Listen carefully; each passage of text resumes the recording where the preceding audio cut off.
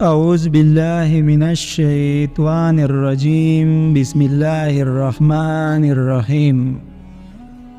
قوم سبا ایک ایسی قوم جس پر اللہ تعالیٰ نے اپنی نعمتوں کی بارش کی رکھی تھی۔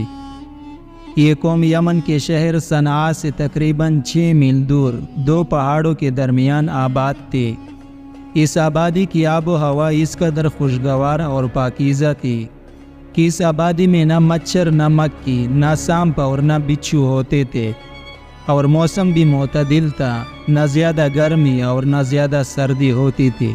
ان کی علاقہ کے دونوں طرف پہاڑوں کے دامن میں باغات کا سینکڑوں میلوں میں پھیلا ہوا سلسلہ موجود تھا، اور انسان کو یوں معلوم ہوتا تھا کہ جس جگہ وہ کھڑا ہے اس کے دونوں طرف باغات ہی باغات ہیں۔ ان لوگوں نے پانی روکنے کے لیے کئی ڈیم بنائے تھے، جن میں سب سے بڑا اور عظیم الشان ڈیم شہر معارب میں تعمیر کیا گیا تھا، جس میں بارش اور سیلاب کا پانی ذخیرہ ہوتا تھا، اور اس سے کئی نہریں نکالی گئی تھی جس سے وہ اپنی فصلوں اور باغات کو پانی دیا کرتے تھے۔ اور یہاں کے باغات اس قدر پل دیتے تھے کہ کہا جاتا ہے کہ اگر کوئی بندہ سر پر ٹوکرا لیے ان باغات میں سے گزرتا تو بغیر ہاتھ لگائے قسم قسم کے پلوں سے اس کا ٹوکرا بھر جاتا تھا۔ غرض یہ کہ یہ لوگ بڑی خوشحالی اور امن و سکون کے ساتھ زندگی بسر کرتے تھے،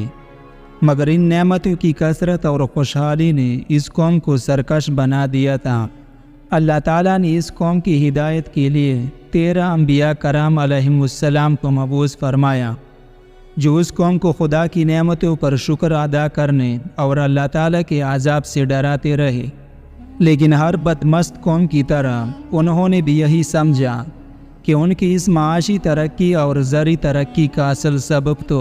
ہمارا اپنا نظام آبپاشی یا ہماری اپنی ذہانت اور محنت ہے، اس میں اللہ تعالیٰ کے انعامات کا کیا دخل ہے۔ اور اسی طرح وہ بدبخت قوم اللہ تعالیٰ کے مقدس نبیوں کو جھٹلاتے رہے۔ اور اس قوم کا ایک سردار تھا جس کا نام حماد تھا۔ وہ سردار اتنا متکبر اور سرکش آدمی تھا کہ جب اس کا بیٹا مر گیا تو اس متکبر بادشاہ نے آسمان کی طرف تھوکا اور اپنے کفر کا اعلان کر دیا، اور اعلانیہ لوگوں کو کفر کی دعوت دینے لگا،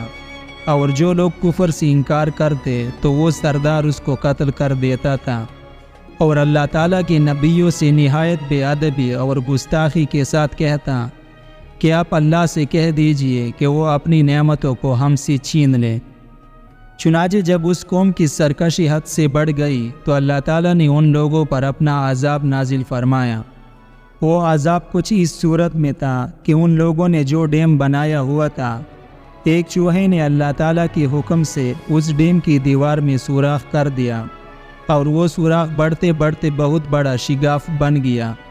یہاں تک کہ بند کی دیوار ٹوٹ گئی اور ناگہاں زوردار سیلاب آ گیا۔ اور بستی والے اس سوراخ اور شگاف سے غافل تھے اور اپنے گھروں میں چھین کی بانسری بجا رہے تھے کہ اچانک سیلاب کے داروں نے ان کی بستی کو غارت کر ڈالا، اور ہر طرف بربادی اور ویرانی کا دورہ ہو گیا، جس سے ان لوگوں کے باغات اور اموال و مکانات سب غرق ہو کر فنا ہو گئے، اور پوری بستی ریت کے تودوں میں دفن ہو گئی۔ اور اس طرح یہ قوم تباہ و برباد ہو گئی کہ ان کی بربادی ملک عرب میں ضرب المثل بن گئی۔ عمدہ اور لذیذ پلوں کے باغات کی جگہ جاؤ اور جنگلی بیروں کے خاردار اور خوفناک جنگل اگ گئے، اور یہ قوم عمدہ اور لذیذ پلوں کے لیے ترس گئی۔ ناظرین، یہ سزا صرف قوم سبا سے ہی مختص نہ تھی، بلکہ جو قوم بھی اللہ تعالیٰ کی نعمتوں سے فائدہ اٹھانے کے بعد اپنے محسن حقیقی کو بھول جاتی ہیں اور اس کا شکر ادا کرنے کی بجائے سرتابی کی راہ اختیار کرتی ہیں، تو اللہ تعالیٰ کی سنت یہی ہے کہ وہ اس قوم کو ایسے ہی انجام سے دوچار کر دیتا ہے۔ اس لیے ہمیں چاہیے کہ ہم بھی اللہ تعالیٰ کی دی ہوئی نعمتوں کا شکر ادا کیا کریں۔